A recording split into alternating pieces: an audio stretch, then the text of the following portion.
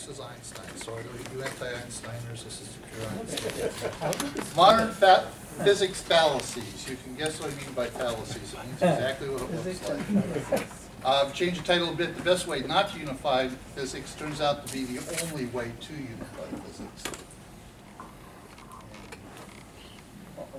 Okay, now, starting off with 1915, general relativity. Unified field theories based on GR were almost, but never quite that popular between 1918 and 1960.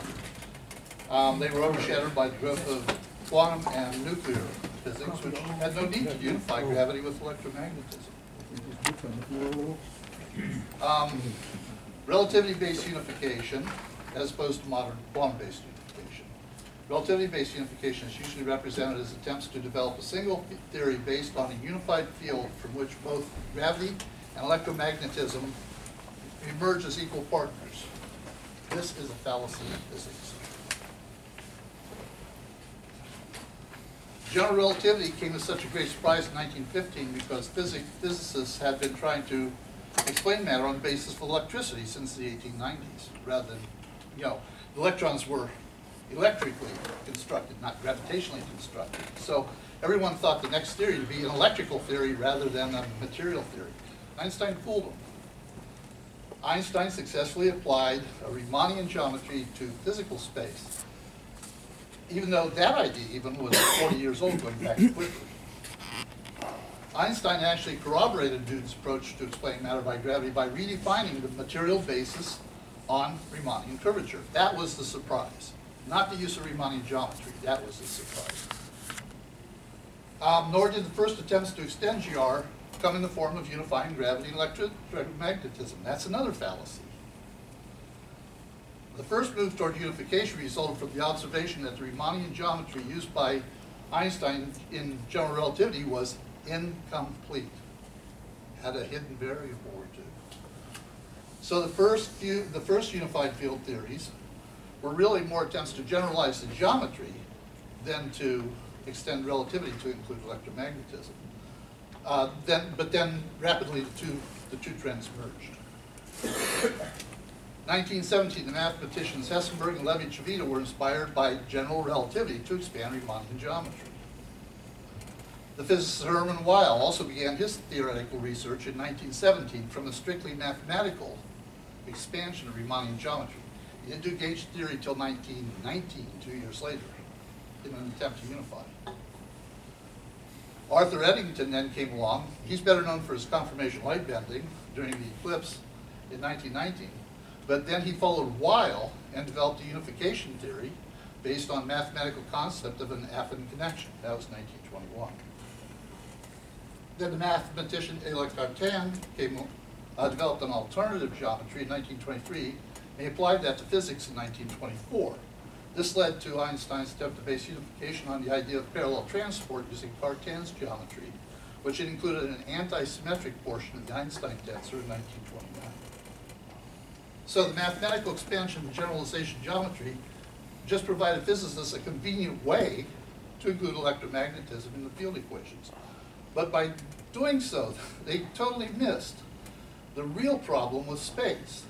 And all such attempts at unification are fundamentally wrong. More fallacies in physics. They're fallacies because they won't be challenged. There are a lot of fallacies in physics now because people are afraid to challenge them. In other words, they become fallacies. I know you got that. Now, all these men noticed that tensors used to represent metric curvature of spacetime was located at a point in space, but only took into account the continuity of the curvature through the point, rather than any specific physical characteristics of space-time at the point. So they're looking at the curvature in 3 dimensions of space. There's a tensor at that point, but it doesn't say anything about what's happening at the point or in the point. So they're all missing this. Noting this fact, new geometries were developed to include the intrinsic characteristics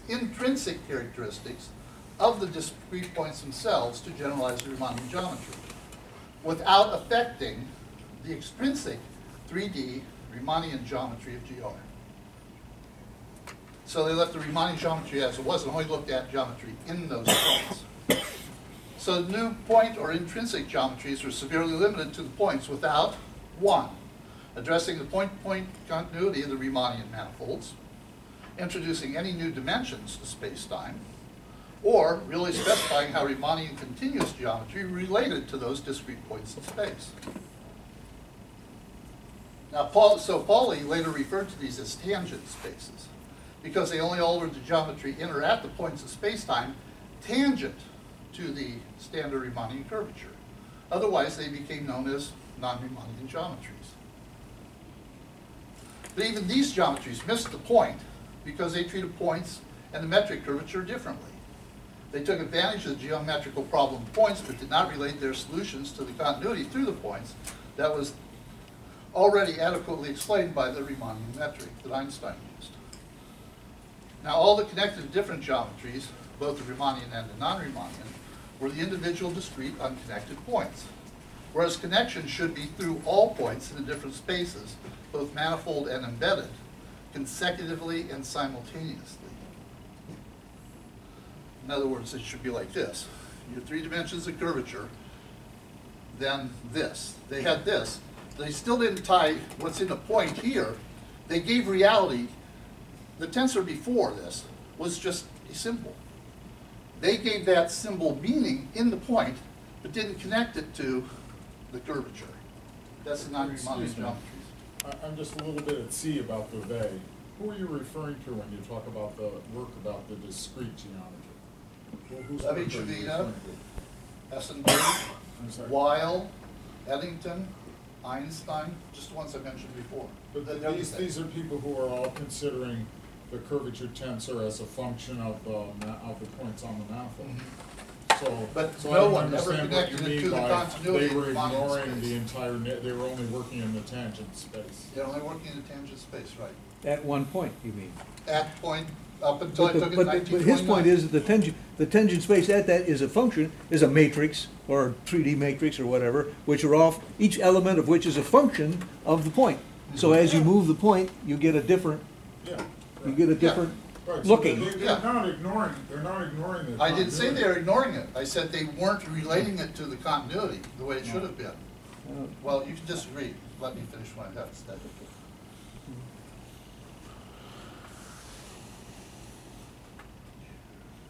Okay.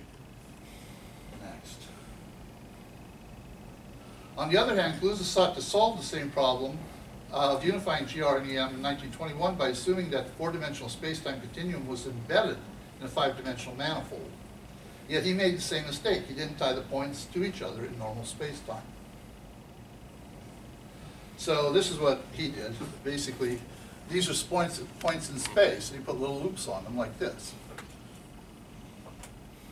There's your 3 dimensions of space-time, and the 5th dimension would be up. But figure this is no space between these individual points. But along this loop, they're not connected. This loop isn't connected, that one, or that one, any surrounding it. Although he called this a cylindrical condition, because if you put it in a space-time diagram with the 5th dimension, you'd have the world line, and you'd have loops like this, so they form a cylinder. You can see it more easily here. But they weren't connected anywhere except through there. They weren't connected in the higher dimension. Then comes along Oscar Klein. 26 and 27 later, he expanded, or he published papers extending this to include the quantum. He basically quantized those little loops.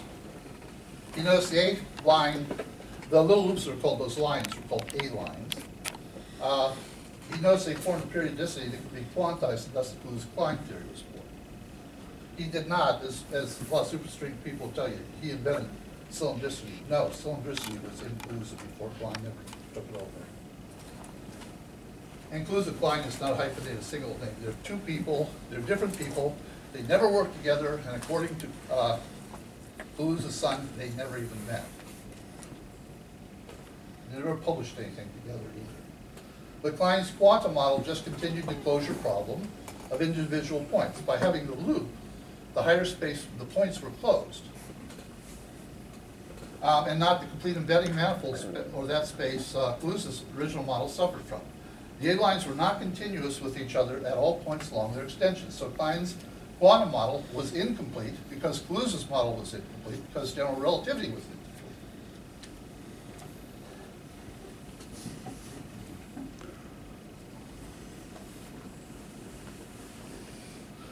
Now we have evolution, different evolution theories.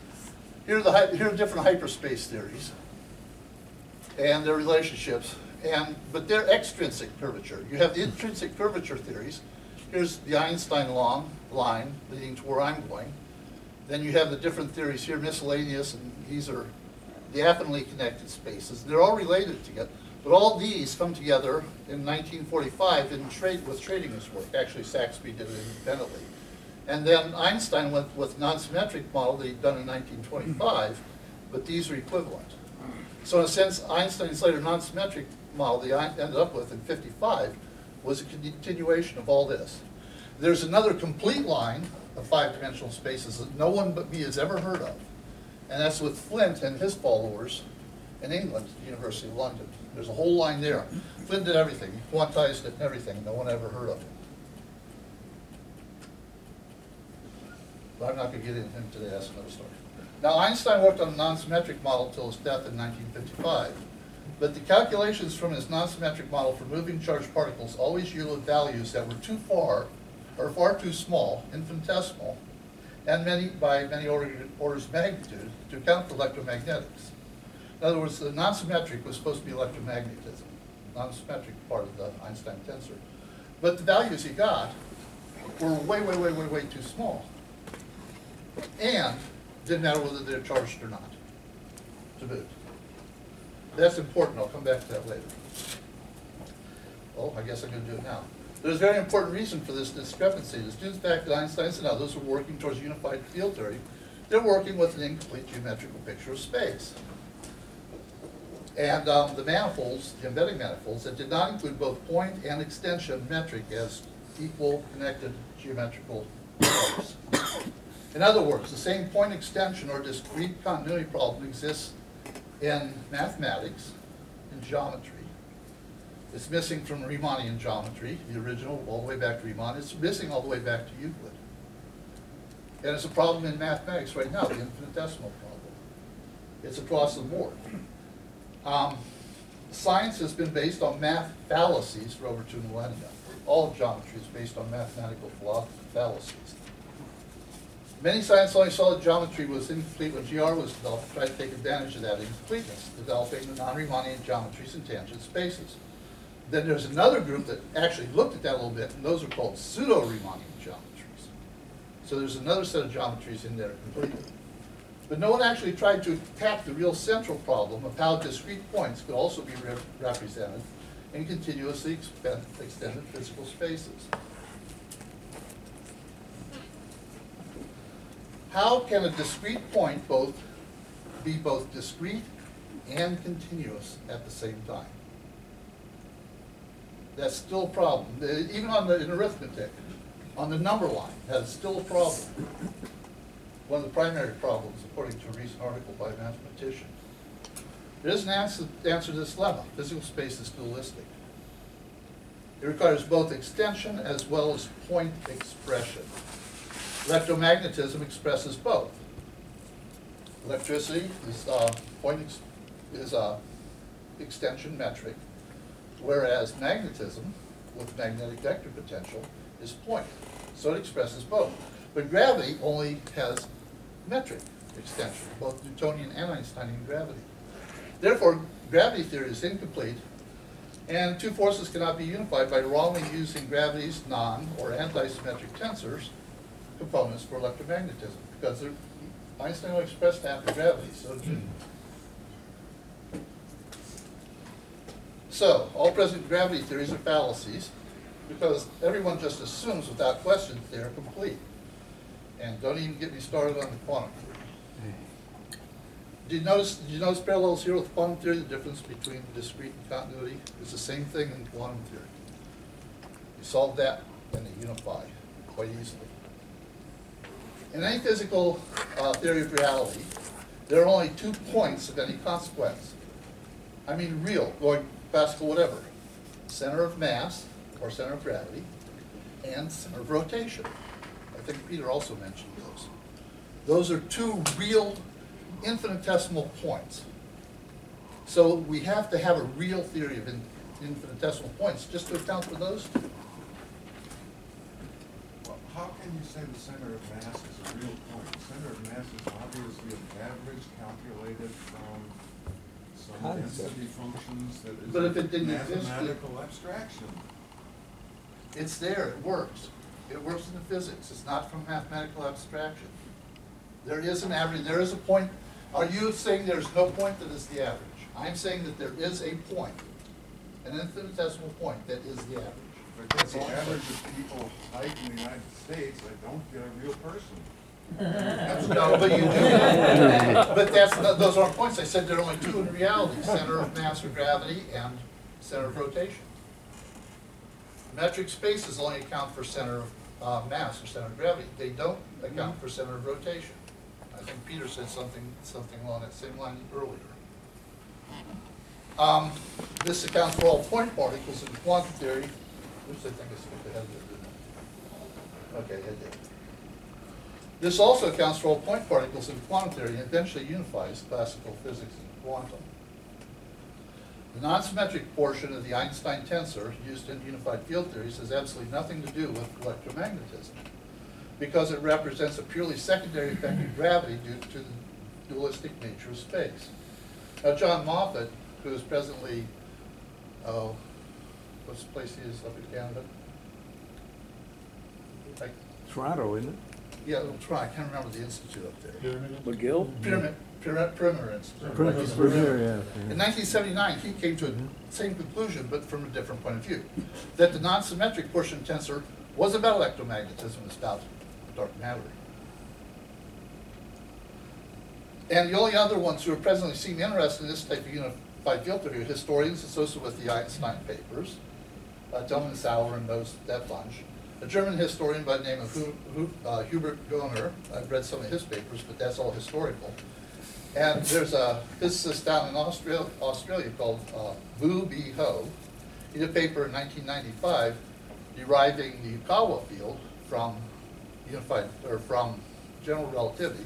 And James Shiflett did a PhD dissertation in 2005 on it. And I haven't found anything recent since his PhD dissertation on this. So this area of physics is almost completely ignored by the scientific community. Now, the Einstein metric tensor classical GR should have two parts, the symmetric and non-symmetric, due to the dualistic nature of space. If space is dualistic, then gravity also has to be dualistic. The symmetric portion yields space-time curvature to explain Newtonian gravity, while the non-symmetric portion, which was thought wrongly by Einstein and others to explain electromagnetism, actually predicts what is now called dark matter and dark energy. That is why Einstein's 1952 calculations using the non-symmetric tensor were the same whether he charged the particle or not, and that's why they were infinitesimally small compared to electromagnetic, because he wasn't calculating 1952. He's calculating the speed of Voyager leaving the solar system and having a few meters per second extra speed. Or he is calculating the speed of a satellite doing a slingshot around the Earth that picks up several centimeters per second extra speed. That's due to dark matter, dark energy. And that's what he actually calculated in 52. He could have predicted dark matter and dark energy then, if he wasn't so intent on using that to explain electromagnetism. Now, this means that normal baryonic matter is the source of all astronomical phenomena, both local and non-local, associated with dark matter and dark energy. Einstein's non-symmetric tensor has nothing to do with electromagnetism, but merely expresses the normal point geometry of space. Dark matter is non-local curvature, and dark energy is what I call the gravimetric vector potential. More on that in a moment. So basically what I'm saying is, you connect these points.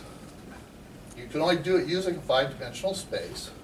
So now it accounts for the continuity through the point, as well as the characteristics of space at that point. You get one, in classical electromagnetic theory, you get the magnetic vector potential. That's why you can't measure it in three-dimensional space. It's actually pointing in the fourth dimension of space, or the fifth dimension of space-time. And the gravimetric vector potential, that explains dark energy and inertia. It's dark energy outside of the limits of a particle. Inside the particle, it's inertia. Now this actually replaces the need for a Higgs particle, because it's point by point by point, and what's a Higgs particle? It's point accounting of mass.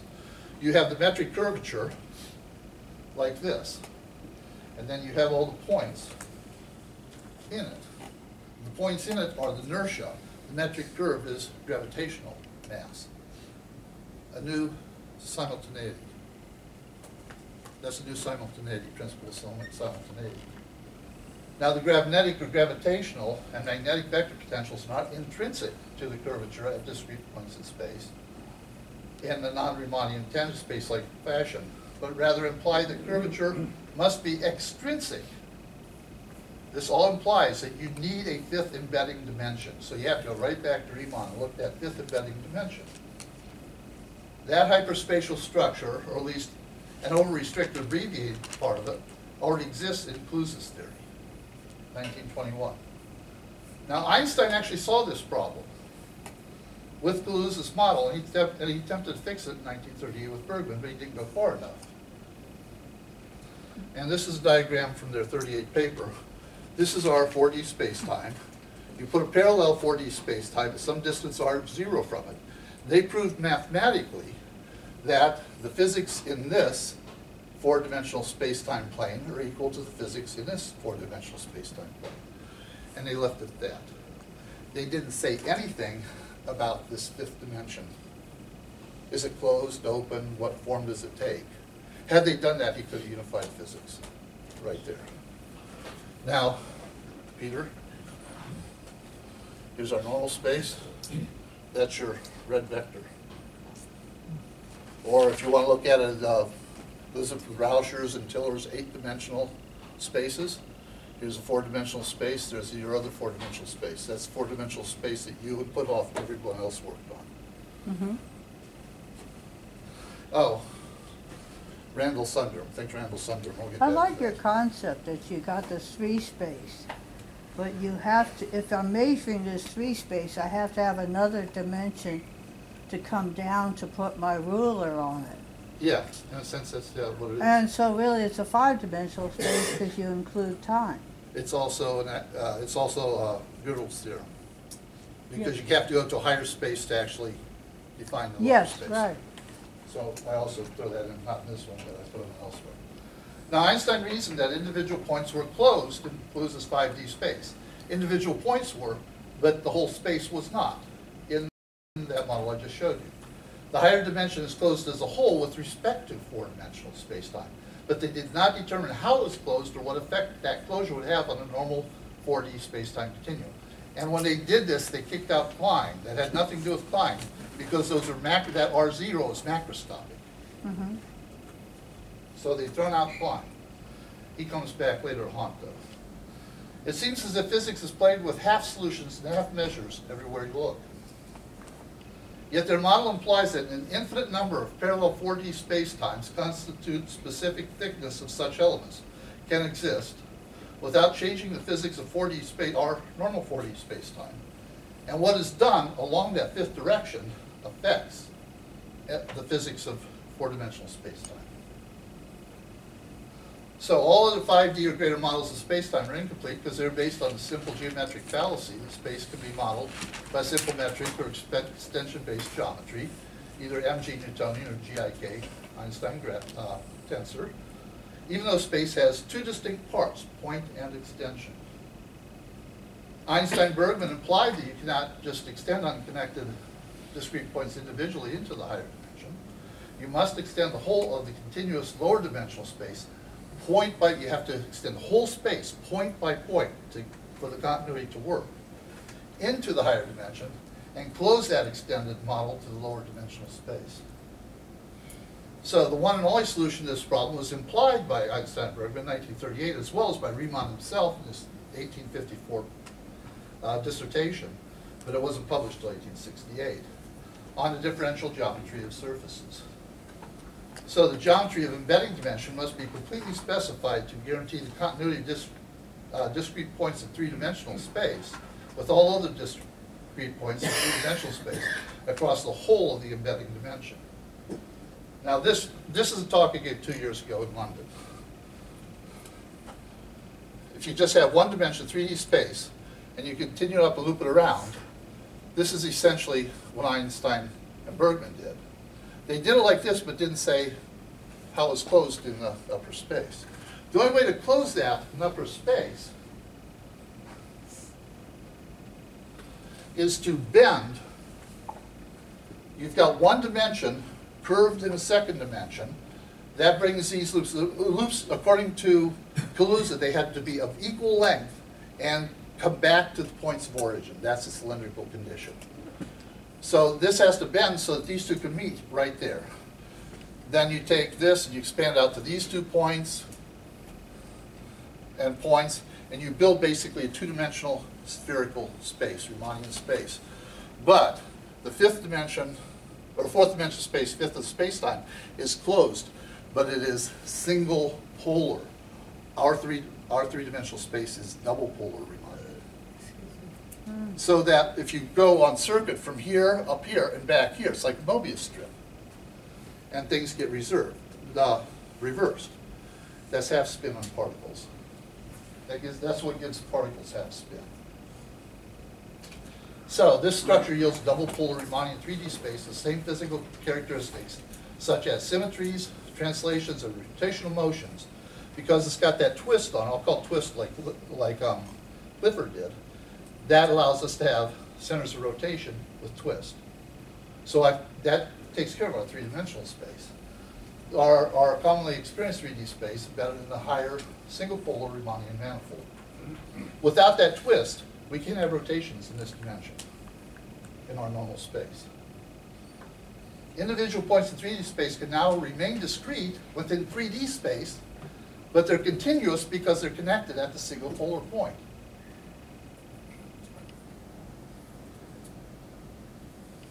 So now we have some conditions for any theory, unified field theory. We have all A lines are closed with respect to their origin points, and all A lines must be of equal length. That's relaxed cylindrical conditions. I call them the Clifford conditions because this is the type of space he envisioned in his work in 1873 and afterwards. The one-dimensional A lines must be at least as long as our normal 3D space is big. That's macroscopic extension. In other words, the higher dimension, embedding dimension, is as big as our normal 3 dimensions of space. All A lines must pass through a single common point. This is the single polar Riemannian sphere. Then the Einstein condition in his Meaning of Relativity, which was written before he died, but published a year after he died. Any theory of this type must explain why we do not observe the higher dimensions. Well, why don't we? Because we're stuck in that, all matter is in that single sheet at the bottom. Matter does not extend. That's a higher dimensional extension of matter. It's not matter itself. So we can't think in that higher dimension. That's my next talk if I get time to it. Now, there are also some general rules of unification. Since there are two parts to space, point and extension, to our commonly experienced three-dimensional space, classical or Newtonian gravity must also be affected, as are electromagnetism and quantum. The extended part in quantum would be your quantum field, Higgs field, whatever you want to call it. And then the points are specified in quantum theory. So quantum theory is going in the same direction. When you do this to classical unified field theories, quantum theory and unified field theory in this manner, they're converging on each other. Anything that happens along the embedding dimension happens in the embedded dimensions. So, while non-symmetric point geometry portion of the Einstein gravity tensor yields dark matter and dark energy instead of electromagnetism, as Einstein and others originally thought, dark matter and dark energy cannot be logically understood unless a four-dimensional space is used. That four-dimensional space pops right out of this. Now, this is the example for dark matter and dark energy. This is a geometrical explanation. This was 6 years ago at the PIRT conference at Imperial College in Montreal. I'll do this one. This is Riemannian curvature of space. here's your galaxy forming from a nebula. It forms first in the center and spreads outward like this. But it's three-dimensional. This is three-dimensional, and this is three-dimensional universe, the three-dimensional surface of our universe with positive curvature. But the galaxy is much stronger locally, so it should grow out tangentially. There's not enough attraction from the rest of matter in the universe to pull that down. So it actually grows out like this. Well, sort of. So what you'd have galactic core and a rim, tangential at the point of its center, but it has to be continuous with normal space, so normal space would end up like that. That leaves a dimensional gap in there. But that's not what we observed, is it? What we observed is no dimensional gap, and the galaxy is pulled down to give you this. There's your halo. The galaxy is pulled down to this three-dimensional surface. This is the Einstein radius of the universe. You can actually do some calculations. I calculated for Andromeda galaxy, that gap at the end of the galaxy would be like exactly 1/2 light year, very close to 1/2 light year gap. What pulls it down? It absorbs dark energy from the rest of the universe. And as it absorbs dark energy, in other words, the rest of the universe sort of like gets sucked in, bringing dark energy into it. That dark energy then is added to these speeds to bring them down, giving constant speed throughout the spiral arms. And to see that geometrically, how do they get there? Let's just do that. When the I just said that. So this is very idealized. This is hand drawn. This is very idealized. The curves we see are something like this. There's variation here, but it's as if there's another core out there equal to this core, giving those constant speeds. So it's like a shadow core, but it's not really there. It's due to that non-local curvature of space that I just showed.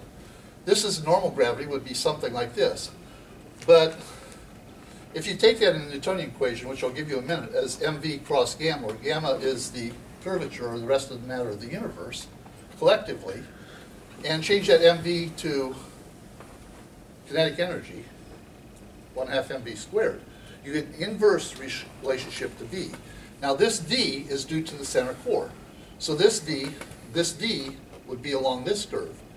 But if it's an inverse relation here, for energy, the graph is a straight line out here. You add these two together, and you get this type of curvature for your galaxies in the galaxy arm for gravity, which is approximately. There's a lot of variation depending on the galaxy. And as I said, I calculated for Andromeda, and this gap, that much dark energy. This is basically the amount of dark energy added right here. That's a distance that should be 1/2 light year.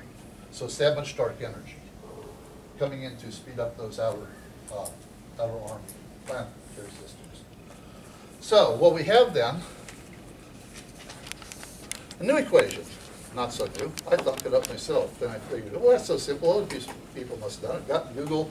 A couple hours, I found something called the Heaviside equation. Presently used for gravito-electromagnetism theory, GEM. But they don't think much of it. Well, they don't think much of it because it's totally misinterpreted. If you go back and interpret this in the sense the way Heaviside did, that this is actually a centrifugal force from the rest of the universe, pulling outwards, equalizing everything. Heaviside had it right. The GEM modern theory got it wrong. So basically, that's Mach's principle. That's actually an expression of Mach's principle. Now, since this is three-dimensional, that's three-dimensional, the cross product has to throw the vector someplace, throws it into the higher dimension, the fourth dimension of space. And this explains both dark matter, as I just showed geometrically, and dark energy. But then this gets incorporated in here as lambda CDM in a tensor equation. Because the tensor equation, remember I said, the Einstein tensor is just based on metric, not on point. So you put the point in here, and that gives you lambda that corresponds to this. And so basically then you have this energy stress tensor equal to a Einstein tensor with a symmetric and a non-symmetric portion. And I just used the hat to say the tensor splits into two parts. Now, gravito-electromagnetism, as well as the torsion people also use the antisymmetric tensor from Einstein's 1929 to explain torsional space, a fifth force of nature. But it's a misinterpretation. They say with the torsional field people say that you could use that torsional field, the antisymmetric and non-symmetric tensor, to calculate even from a fast-falling elevator. But what are they actually calculating the fast-falling elevator? The dark energy contribution for it moving at speed v relative to the Earth, which is the center for the gravitational field, the mg field. Okay. Now, Klein's idea that quantification fifth dimension will quantize lower four-dimensional space-time is valid. But he's working from Kaluza's theory, which is grossly incomplete. But only under the new conditions. Now, this gives us a completely different thing. We have stacked sheets. The quanta are stacked sheets, like pages in a book. It's really the density of a single field of fifth dimension. The density increases exponentially going away from our normal space, up around to the far reaches of that single pole in both directions. But now you have sheets. The sheets have an effective width, not a true width, an effective width. And that is where the quantum comes in. So basically that structure would look like this. Here's a drawing I showed you before, but now you put another, that second loop in the Einstein-Bergman, you put that on top and that encloses the loops. This has an effective width right here. That's the n equals 1 principal quantum number. The next sheet would be the n equals 2, and so on. Here's just a simpler view of it. These were the sheets. This is the Einstein-Bergman again. And you'd have, those are the loops, point-point loops, they be like this. And so I'm just enclosing that. Or if you want to think string theory, I'm just enclosing between these two sheets. This is not a real line. It's just a quantum. This is actually continuous in a higher dimension. And this would be the n equals 1 principal quantum number.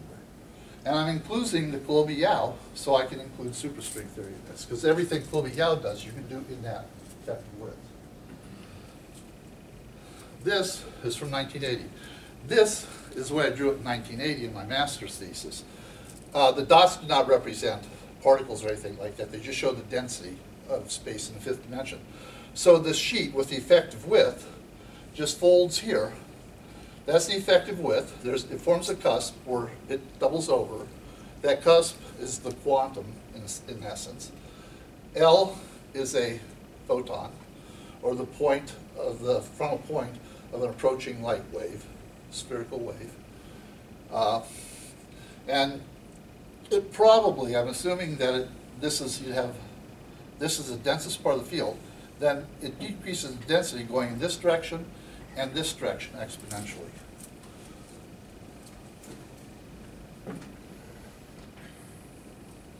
So this quantizes space-time curvature and unifies all gravity. And this is a summary of all that with all the equations and everything for you to look at. That's one I gave you. Now what can I do with this? Well, this is what I call the unification. I'm also a historian of science as well as being a physicist. And you go from Clifford, Einstein, all these different things. You can get over at Randall-Sundrum or implying something like this. But eventually we're going to end up with one single field theory. Call it the Higgs field, I don't care. Same difference. But it's a single field. And it will unify gravity, general relativity, in a way, if not the way I did, similar to that, and the quantum. That's going down this single field theory, and it'll be the hyperspace continuum. Now, the thing is, if you go back up to the last one I showed you, here, this implies there's a sixth dimension. It doesn't imply it. I don't know anything about it. Now, what happens is, Pauli criticized Kaluza's theory, saying he added in the electromagnetic and tensor forms into his five-dimensional structure from outside, so he didn't consider it valid. But I'm not doing that. From the sixth dimension, you split along point and extension. Point is weaker, extension is stronger, much stronger. So that's the gravity tensor and the electromagnetic tensor. In 5 space, then they'd be written like this. This is just the electromagnetic field in tensor form. Einstein here, the non-symmetric part, symmetric, non-symmetric part, metric part, point part, metric part, point part, and then that's the Heaviside equation with all the various characteristics. And you break it down. Here we have this curvature gives you dark energy, but if you do del dot gamma is equal del dot del cross I equals 0, I right there, that's for inertia.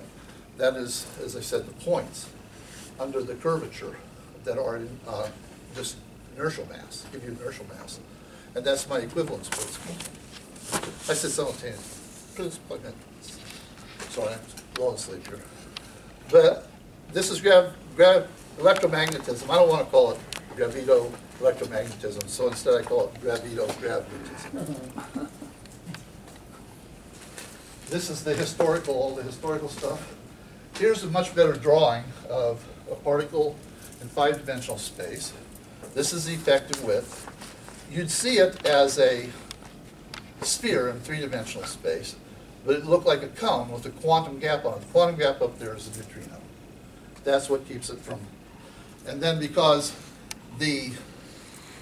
that is expanded, it's trying to stretch. Not because it is expanding, because it is expanded. Even if it's, instead of expanding, it's contracting space, it would still be pressure up there. That pressure is pulling on the cap, which is causing a stress inside here, which is seen as a strain here, and that's the electric field. Then gravity field, in Cluse's theory, he had a Four transformation. Four transformation is just taking a cut here, and so you've got this, another particle here, pull up. That's why gravity is always attractive. Since this is pulling up here, a cut transformation gives you electric field in Cluse's theory. So those work from Cluse's theory. Then an electron would just, electron would just be a little hump that hasn't broken up because there's not enough there, so the overall curvature space is pressing down equally, giving it negative charge, and then with equal stresses. Antiparticle, this would be an antiparticle on the bottom side of the sheet, on the inside of the curve. Yukawa potential. You have shell model and fluid model of a nucleus. You can't put them together. One structure, one is spherical fluid. Nope. If you stack them, your shell model is the stacking in fifth dimension of space-time, and they appear around here, and each particle, proton, neutron, proton, neutron, proton, neutron, stacked, would look spherical to our world and seem to be a fluidic. So I've just unified the shell and fluid models. And then this curve right here, the curve where they come together, is the Yukawa potential. And if you do, but that's over the areas, the surface areas of those curves. Surface area gives you Yukawa potential. But if you do point to point, that's the electroweak. Because again, space has those two components. Here's an atom. One model for the atom based on space-time curvature. There's a nucleus I just showed you, and every time it drops down here, one effective width, here, you get the n equals 1 hydrogen shell. Then it drops down, it goes out 4 times the width of the atom, or the radius of the atom. Drops another, you get the n equals 2. It goes out 3 times, from here out 3 times the radius of the atom. Get the n equal 3 because that's a drop of 1 effective. 1 effective, 1 effective. Then eventually you get out here so far you can't tell the difference between these and the curvature. And you have copies of these with that. Then finally, this is a graph greatly exaggerated. Because, well, in your version, this is the old version. In your version, I say here, this is about 10 minus 0. If I say this is 1, that point would be about 10 to the 40 up there because the electrostatic force is so much greater. But the gravity out here, and then it goes real steep right here inside. This is the radius of the nucleus. Then the electric force. This is an external electric strain. This is the internal electric stress. And then I'm pretty sure that the effective width would be the fine structure constant times the radius of a proton. Then a neutron is exactly what you see it is. It's a proton, electron together with the quantum cap, which is a neutrino that comes out when they decay. But this is what all I can explain with it. Finished.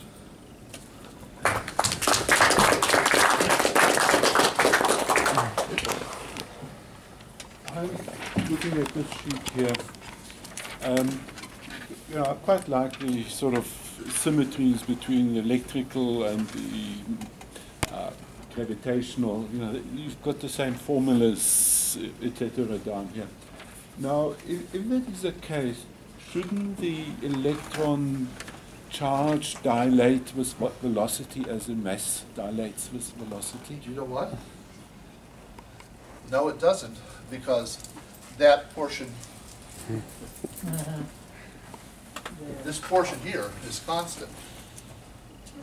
What happens, as say a proton is moving, electron, any charged particle is moving, the Lorentz Fitzgerald contracts. When it contracts down, if while it's still contracting down, and it hits another proton, say, you don't see anything. It's just a classical connection. But if it condenses down in the direction it's traveled, if it but contracts down, wait, let me finish. If it contracts down to this width and then hits another proton, you see the stresses inside, the electrical stresses inside the other proton split up in thirds. Negative 1/3, negative 1/3, negative 1/3, negative 1/3, positive 1/3 from the collision. They're your three quarks. They're due to the Lorentz Fitzgerald contraction. They're not three separate particles. But this part doesn't contract. Only the outside contracts. So it always has the same charge. How does quantum measurement work in your model? Pardon? How does quantum measurement work in your model? What does the double slit experiment look like in your model? Be the same. I've redefined the quantum that this actually incorporates particle theory. It's just that the only real particles are ones with half spin. All the others are just intermediate particles until they break up into real particles. But I can take the whole, the way I set that up where I showed you the Higgs particle and everything is, I can more or less bring in the whole standard model. Yeah, but what I'm wondering is about It wouldn't make any difference in quantum interference effects. You have models for particles, which are these extended things in space-time, and maybe there's a geometric picture of how those interference effects occur using your model. Yeah. Yeah, but it wouldn't change the way it's seen in any way other than it's explained in the present.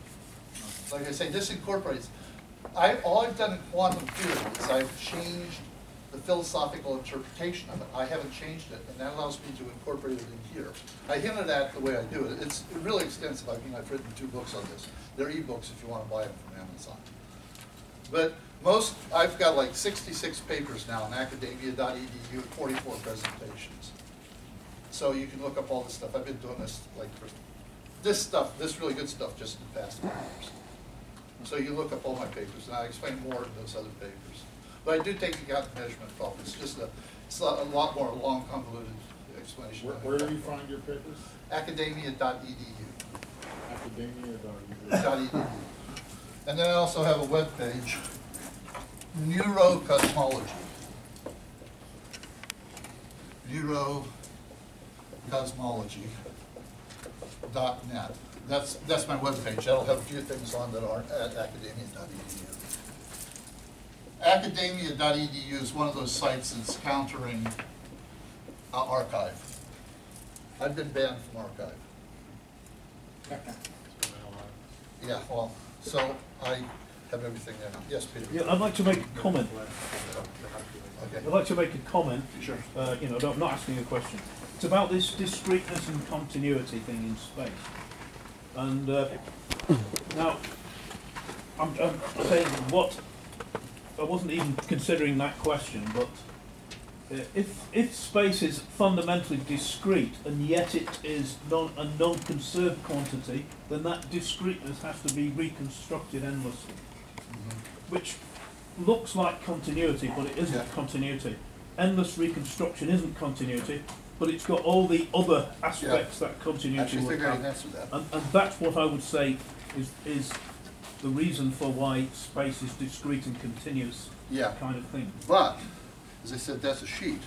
And it's either expanded, expanding, or contracted, but it's expanded, which means it's got that pressure to give charge and everything, and gravitational fields. But, how would the fourth dimension expand? It wouldn't expand all in one direction.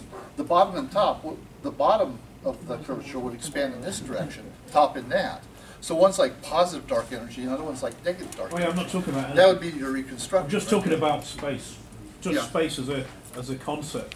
Endlessly reconstruct itself. Well, I'm saying that's the endlessly reconstruction, it's Yeah. that expansion. Yeah, but I'm going saying- in opposite from different Sure, directions. that's your particular model of Yeah. how you would explain that. I'm just saying that as a concept about space Yeah, makes sense of its continuity and discreteness problem. yeah.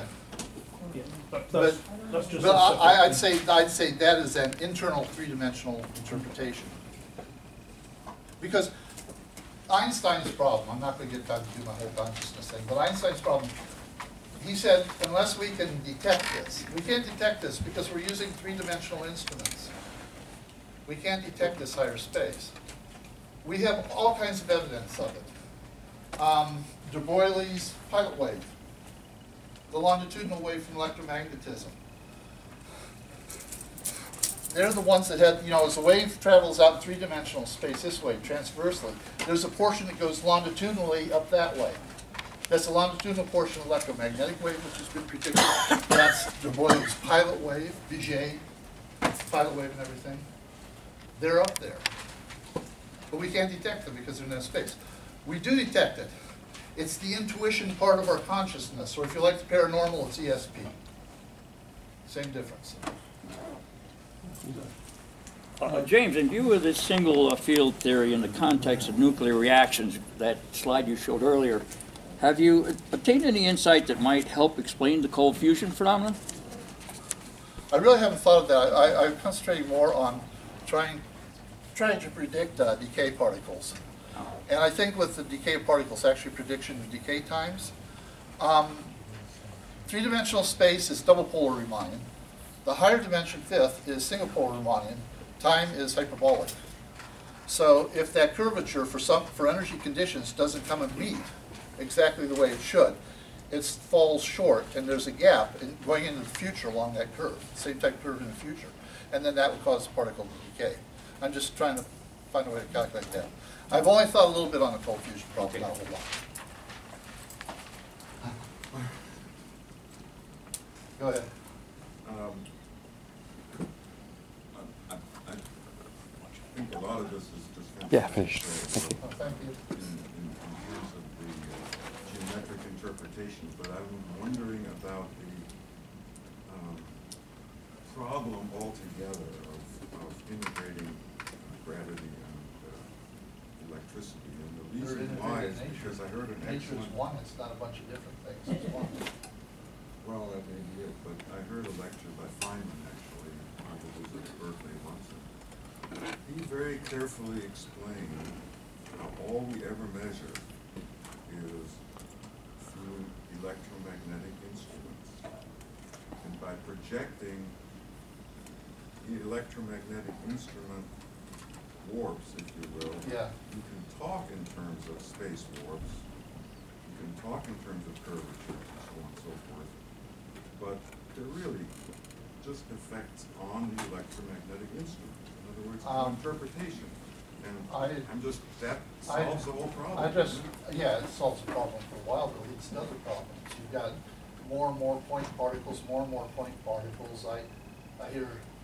I used to make a joke that eventually someone's to explain consciousness, they're going to invent a photon, virtual particle called a photon. Been joking about that for years. Stupidon or something like that. A guy in India did it about a month or 2 months ago. To explain. You're just going to have an explosion. You're going to have an infinite number of particles. So there's no infinite number of particles you do if you go along with that. What are they? 128 now? 130? Of the different particles, point particles.